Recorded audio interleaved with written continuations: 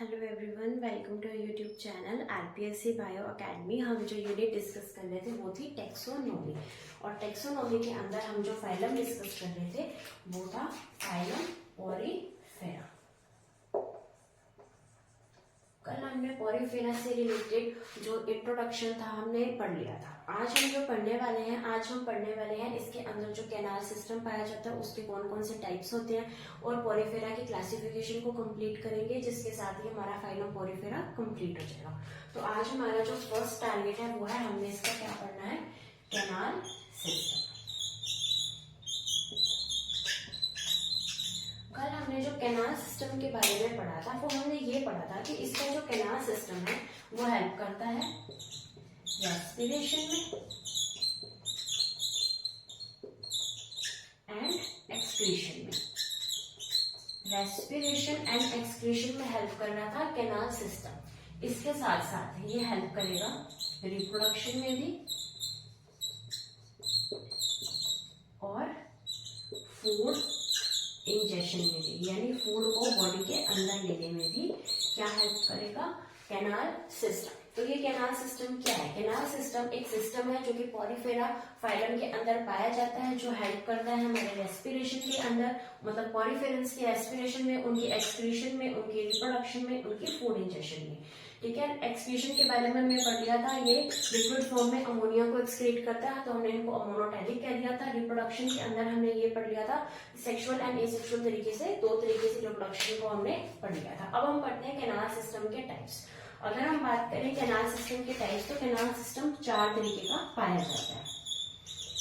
Poriferans की ये specialised character है कैनाल सिस्टम। तो ये 4 तरीके का कैनाल सिस्टम पाया जाता है। सबसे पहले आएगा ascon type, then sycon type, then leucon type and rhagon type.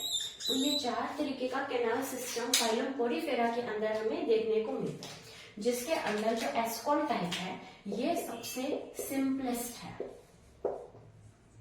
ये सबसे सिंपलेस्ट है, यानी सबसे ज्यादा सिंपल की अगर हम बात करें तो वो एस्कॉन टाइप है, और जो कॉम्प्लेक्स टाइप है वो है ल्यूकॉन। हम जो डिस्कस करने वाले हैं वो हम डिस्कस करने वाले ये 3, ये हम डिस्कस नहीं करेंगे। ठीक है, हमने कौन सी डिस्कस करनी है? 3। जो क्वेश्चन आएगा सबसे पहले तो हमारा जो लेवल आता है क्वेश्चन का वो यही आता है कि कैनाल सिस्टम किस में पाया जाता है, लेकिन फिर भी हम इसके अंदर इनकी जो है डायग्रामेटिकली देखेंगे कि किस तरीके का कैनाल सिस्टम पाया जाता है। इनके एग्जाम्पल्स भी हम साथ साथ पढ़ने वाले हैं। तो इतना डीप क्वेश्चन आज तक कभी नहीं आया है, लेकिन हम फिर भी पढ़ने वाले हैं। ठीक है, तो हम स्टार्ट करते हैं हमारा first canal system, ascon type.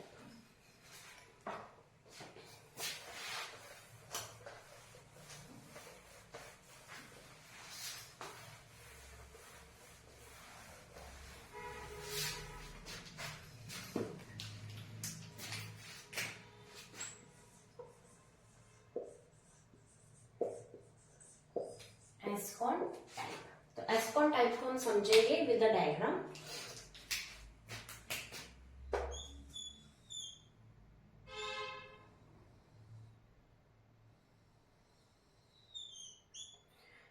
हमने अब इसमें से निकालने हैं dermal ostia.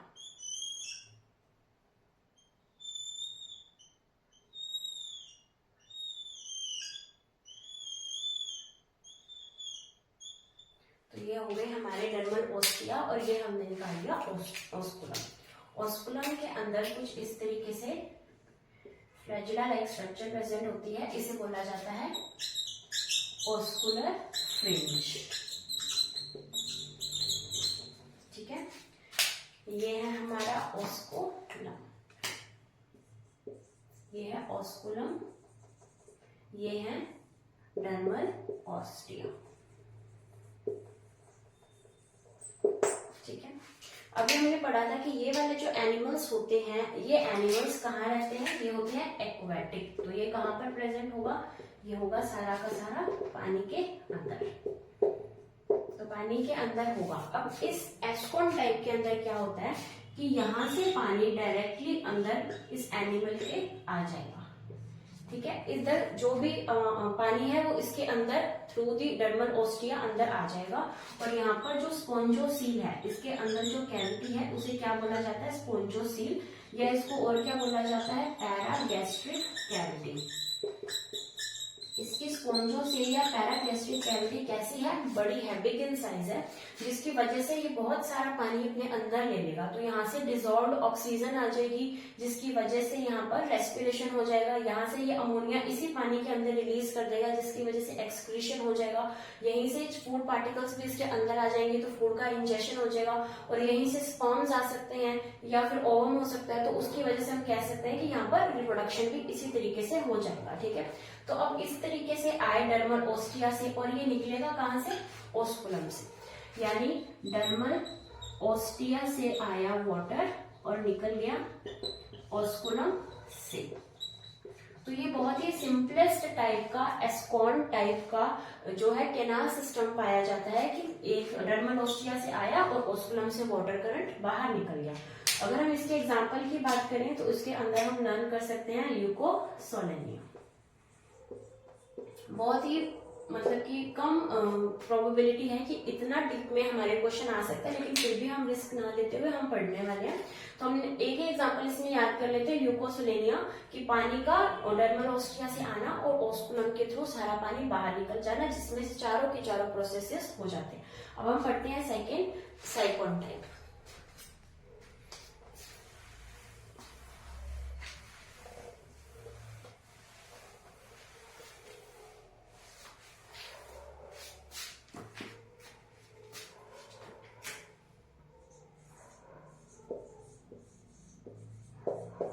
Sycon type of canal system. Sycon type की अगर हम बात करें तो ये हमारा ओस्कुलम आ गया,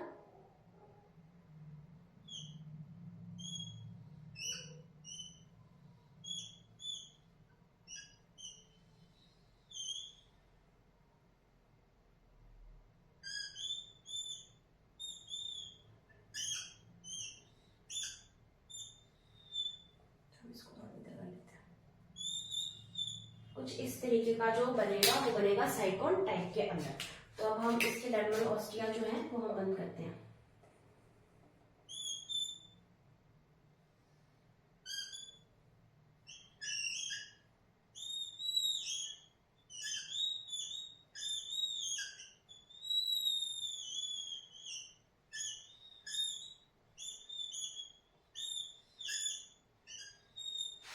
कुछ इस तरीके का कैनाल सिस्टम पाया जाता है साइकोन टाइप के अंदर। ठीक है, अब यहाँ पर हम डर्मल ओस्टिया ना कहकर हम यहाँ पर डिफरेंट नेम्स देंगे इन पोर्स को।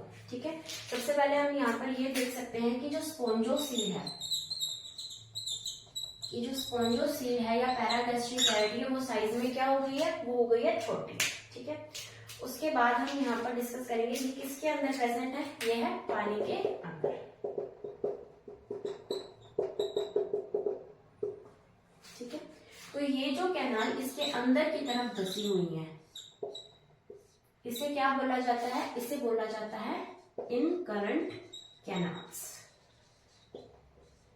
जब हमने एस्कॉन टाइप पढ़ी थी तो वहां पर ऐसी कोई कैनाल्स नहीं बन रही थी जो अंदर की तरफ लेके जा रही थी, तो इस कैनाल को क्या बोला जाता है, इनकरंट कैनाल। ठीक है, उसके बाद यहाँ पर जो इनकरंट कैनाल पे जाने के बाद जो हमें यहाँ पर ये पोर्स मिल रहे हैं, ये जो पोर्स मिल रहे हैं, इन पोर्स को क्या बोलेंगे, इन पोर्स को बोला जाएगा प्रोसोपाइल।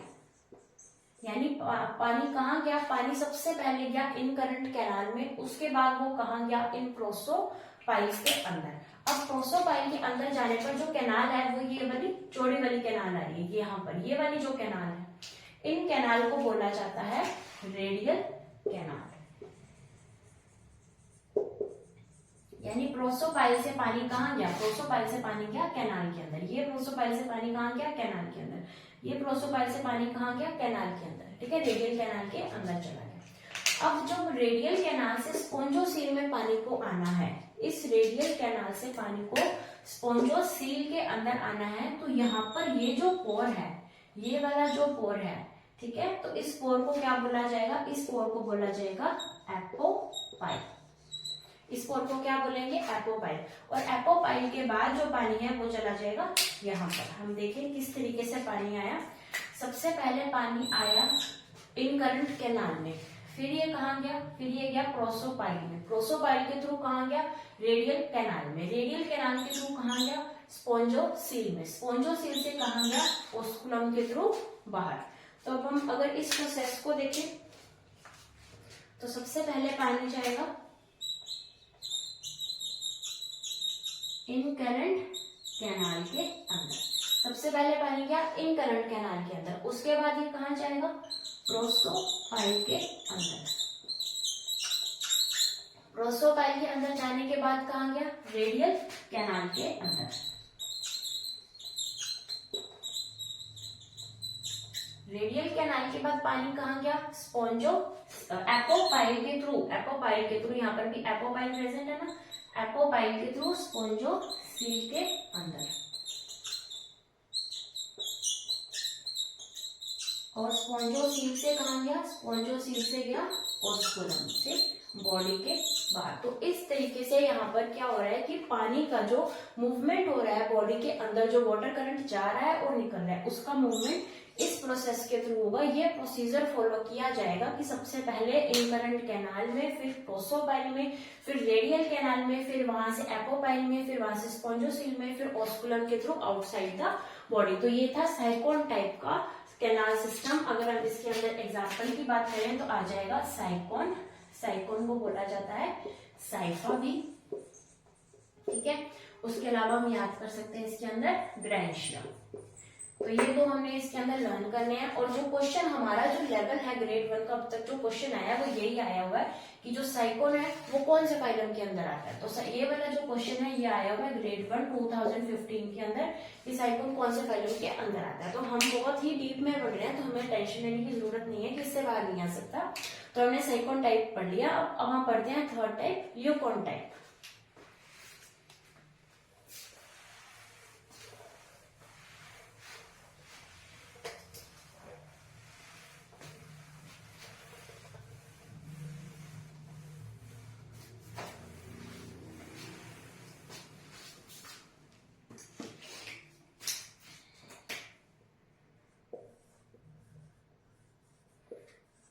अब हम पढ़ेंगे ल्यूकोन टाइप। ल्यूकोन टाइप का डायग्राम देखते हैं।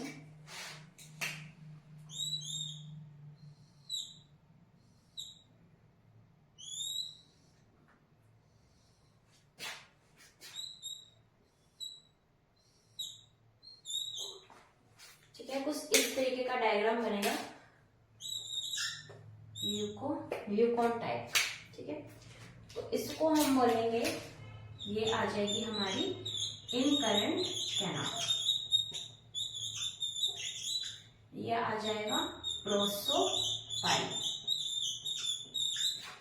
यहाँ पर कुछ इस तरीके से फ्लैजिला बने होंगे, तो ये आ जाएगा रेडियल चैम्बर। रेडियल चैम्बर को क्या बोला जाता है, फ्लैजिलेटेड चैम्बर भी, फ्लैजिलेटेड चैम्बर या फिर रेडियल चैम्बर। ये आएगा एपोपाइल, और एपोपाइल के थ्रू यहाँ पर आ जाएगी एक्सकरेंट कैनाल, और इस एक्सकरेंट के बाद यहाँ से आएगा ओस्कुलम। यानी यहाँ पर तो पानी का जो फ्लो है वो हम इजीली समझ सकते हैं कि सबसे पहले पानी आया यहाँ से कहाँ गया, सबसे पहले गया इनकरेंट कैनाल में, इनकरेंट कैनाल के बाद गया प्रोसोपाइल में, प्रोसोपाइल के थ्रू गया रेडियल चैम्बर या फिर फ्लैजिलेटेड चैम्बर में, उसके बाद ये गया एपोपाइल में, एपोपाइल के बाद ये गया एक्सकरेंट कैनाल में और ओस्कुलम के थ्रू आउटसाइड दी बॉडी। तो ये था ल्यूकोन टाइप, जो कि कैसा था, बहुत ही कॉम्प्लेक्स। इसको सबसे ज्यादा कॉम्प्लेक्स माना जाता है। हम तो 2D में बना रहे हैं, लेकिन ये 3D स्ट्रक्चर होती है, तो ये बहुत ही कॉम्प्लेक्स माना जाता है। ठीक है, ठीक है, तो ये कैसा है, ये है एक कॉम्प्लेक्स। और अगर हम इसकी एग्जांपल की बात करें, एग्जांपल आएगा इसका स्पॉन्जिला। तो इसके साथ ही हमारा जो कैनाल सिस्टम इन पोरिफेरा है वो होता है कंप्लीट। अब हम पढ़ते हैं क्लासिफिकेशन इन फाइलम पोरिफेरा।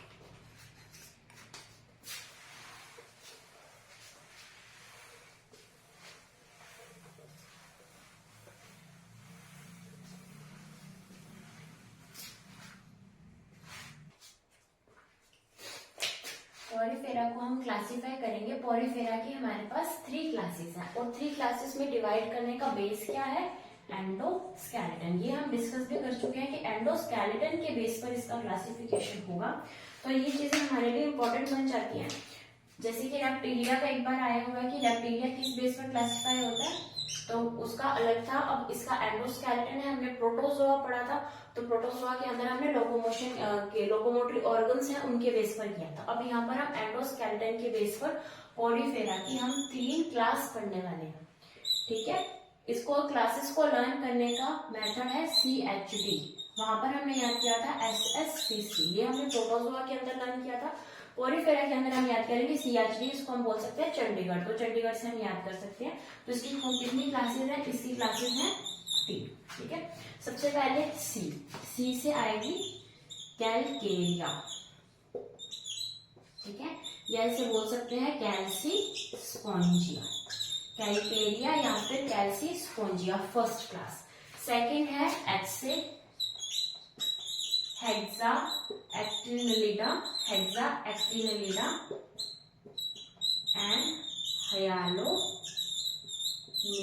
हायालोस्पोंजिया।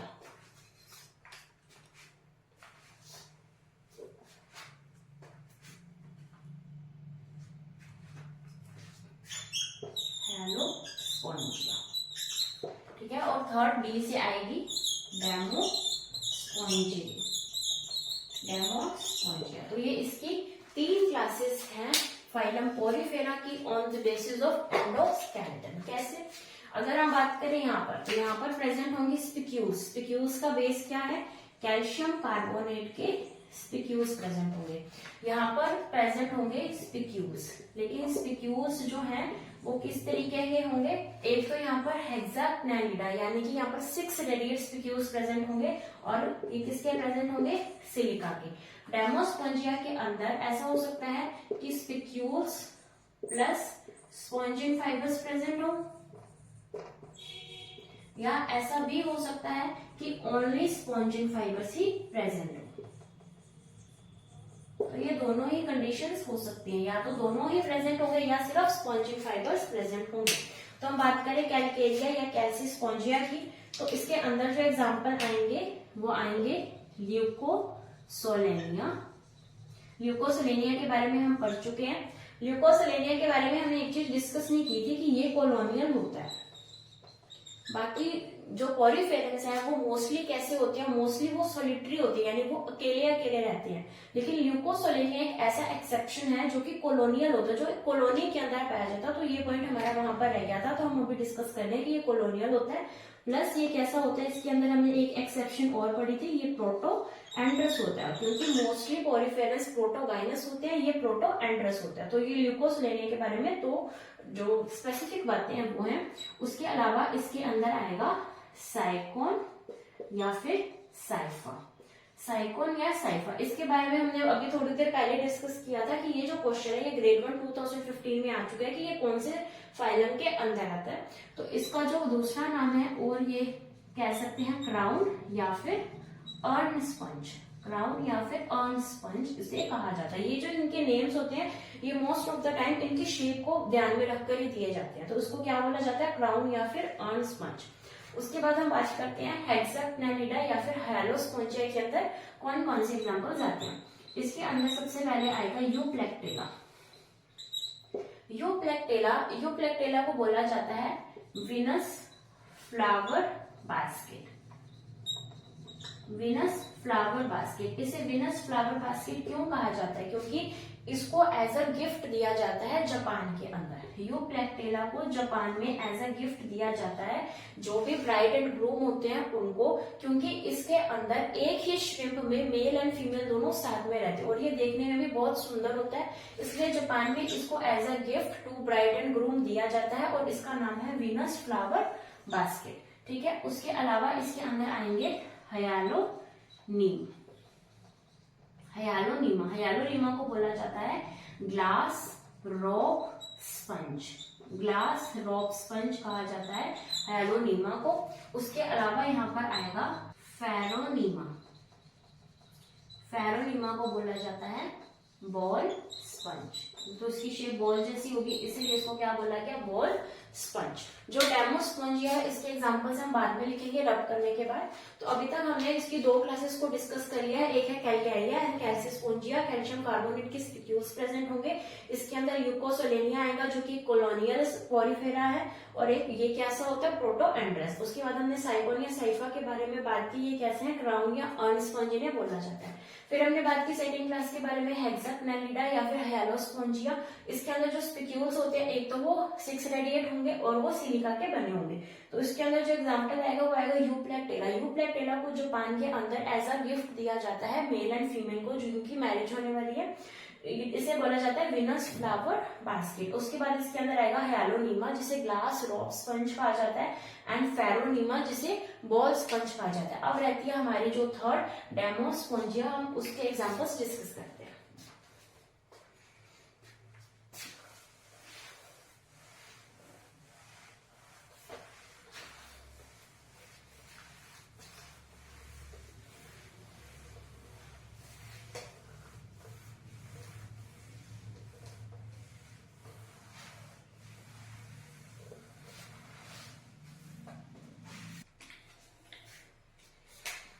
थर्ड क्लास थी हमारी डेमोस्पोंजिया।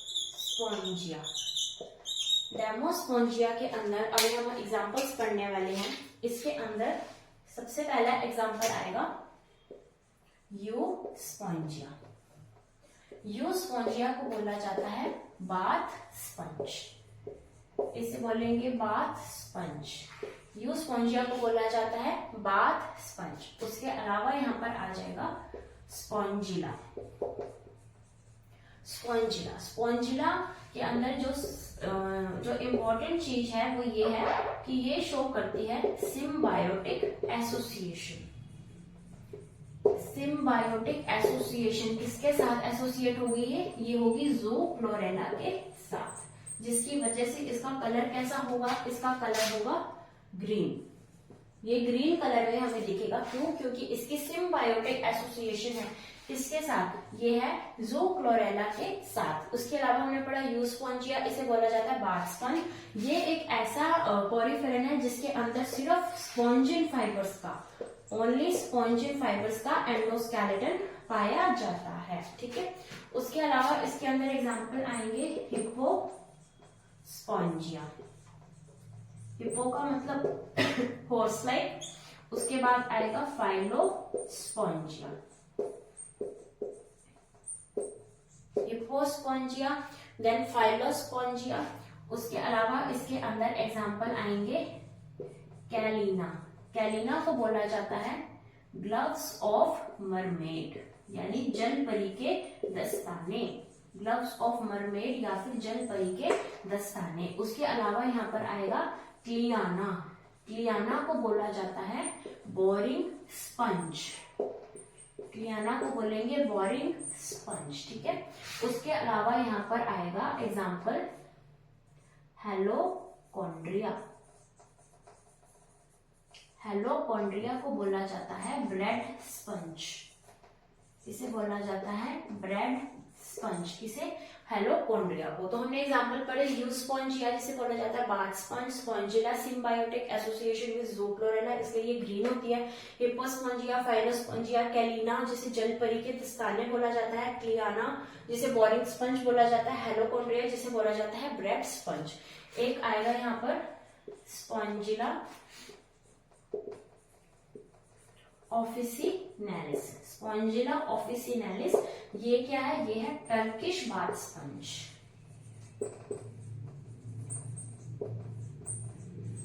Turkish bath sponge. तो इसके साथ ही हमारा जो फाइलम पोरिफेरा है वो खत्म होता है। हम नेक्स्ट क्लास के अंदर पढ़ेंगे फाइलम सिलेंट्रेटा, ठीक है। तो आप चैनल को सब्सक्राइब कीजिए, वीडियो को शेयर कीजिए। Thank you.